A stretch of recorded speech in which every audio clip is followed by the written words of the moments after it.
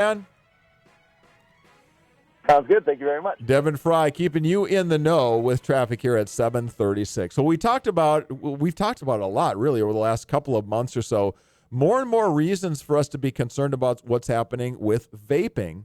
And we know that these products were put together initially with the hope of people who wanted to get off of cigarettes being able to pare down the nicotine over time. But I guess in this day and age that we live in, you know that any good idea gets hijacked by bad people at some point along the way, or just unfortunate things happen. And so it is, we know now 7 people nationwide have died from some sort of lung ailment from vaping. And then we know now that in the state of North Dakota, there are 7 different people who have reported a vaping-related lung illness. And we think a lot about our kids that are in the schools and what's happening there. And we read a story to you a couple days ago from Hopkins, Minnesota, down in the Twin Cities, where in the schools right now, it's the biggest concern that they're facing right now. So we decided to start asking some questions about how things are here. So we're pleased to have Jason Balvik in studio. Jason is a school resource officer at West Fargo High School, and he's part of the West Fargo Police Department. Jason, thank you for coming in. I appreciate you having me. Good to have you here. How big is this in our schools? How many kids do we think are vaping? Do we have any guesses on percentages or just what kind of scale we have with this issue? I would say it's the biggest epidemic we have right now in the area and nationwide with the use of vaping. Are we worried about kids using just the vaping stuff that you can buy in the store, or are we worried more the kids are getting the pods or the juice cartridges from illicit sources with all kinds of drugs in them? What's the biggest concern?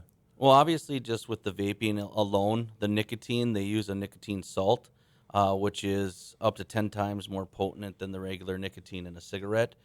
So that obviously can cause a lot of issues, different things like that. And when you talk to the students and the kids that are using this, they're going through either a pod a day or more, which equals out to be a 2-pack or more habit. Yeah, I heard if you put a patch on, it was equal to like 25 patches vaping is. Yeah, and so it's so concentrated that we're running into that. And obviously, in today's society, there are kids and there are people out there that have the marijuana oil and different things like that they're putting into the pods or into the other devices for vaping. Basically, when it boils down to it, you shouldn't be putting anything in your lungs other than a prescribed medication or oxygen. Mm-hmm. How much of the illicit stuff is showing up in the schools right now? Right now, we haven't run into a ton of it. Okay. I've seen different social media things on students' devices that they've shown me, so I know it's out there, but we haven't found any directly in contact in the school yet. And what are the ages? How young are they starting this stuff? That's the other thing, because they have 101 different berry flavors and different things like that, and a lot of the advertisement when it first came out was saying it was healthier, different things like that. Right. So it's a misperception for the young people. So we've had as young as 6th, 7th, 8th graders, even into the 5th grade sometimes, that have been found with these devices. At the high school level, obviously it's widespread. Some of them are using it to make money. They'll get some from somebody and they'll sell it for a little bit of profit. Anytime you have somebody that can purchase it when they're 18 and sell it to somebody that's 16 or 17, you run into issues there as well. The story that we read from Hopkins, Minnesota, one of the students said most kids in the school are vaping in some way, meaning more than half at least. Do we have any guesses how many? Do you think is it a quarter, a third, a half? Any guesses how many kids are vaping, at least recreationally right now? I would say that's probably pretty accurate. Is that right? It's a very high percentage. I just did a quick search. 1 in 5 on average of all teenagers. It goes down to saying 1 in 11 8th graders right now in the latest. 1 out of 11. But you're saying you think graders. It's more than that. Yeah, it's even higher. I would say it's probably higher than that. The regular users are going to be a little bit lower, but you do have these kids that are getting introduced to it, trying it. When I talk to students, a couple times a week they get asked if they want to take a hit off the vape or go smoke, different things like that with the vapes. Do you think kids know that it's harmful, or do you think they honestly believe that it's a safe product and it's just something fun and there's going to be no repercussions or health issues from it? I think in the beginning, they were thinking that there wasn't much harmful effects to it, this and that. On a good note, we have had several students as of yesterday and the days before when some of this information was coming out, and now we're getting it more to them, that they are saying that they're throwing their vapes away, that they're not going to continue doing that due to the information that's out there and how harmful it is. Okay, I've so they're heard- starting to get the idea. I've heard it's really hard for them to quit vaping because of the nicotine, so then they're grabbing the cigarettes. I was actually just talking to a student this week. Unfortunately, it was the third time we had dealt with this individual, and they had stated that they are addicted because they get the shakes, they get the headaches, they get the sweats, different things like that when they don't. So it's easier almost just to keep vaping than it is to try to go through and Yeah. Now, quit. Isn't that something? does the school have any kind of education program or any cessation program to help these kids out? Yep, we do.